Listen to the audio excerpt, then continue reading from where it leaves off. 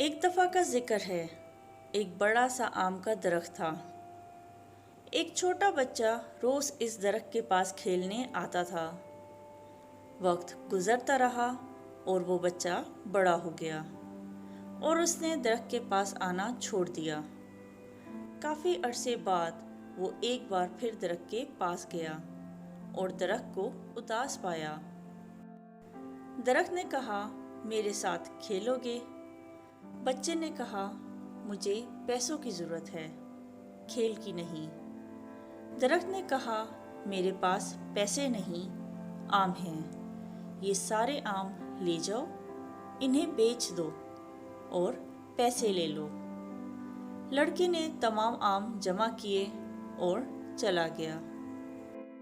درخت پھر اداس اور تنہا رہ گیا۔ وقت گزرتا رہا اور وہ لڑکا جوان ہو گیا اور ایک دن پھر درخت کے پاس لوٹ کر آیا۔ درخت نے پھر وہی کہا، میرے ساتھ کھیلو گے؟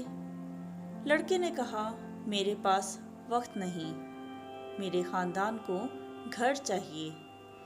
درخت نے کہا، میرے پاس گھر نہیں، مگر میری شاخیں لے جاؤ اور گھر بنا لو۔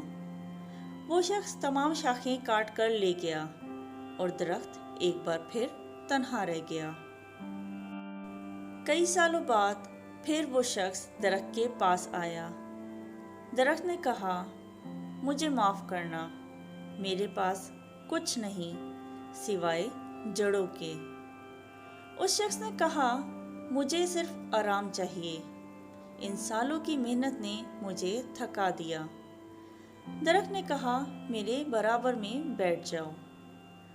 ہمارے والدین بھی اس درخت کی طرح ہیں، وہ اپنا سب کچھ ہمارے لیے قربان کر دیتے ہیں۔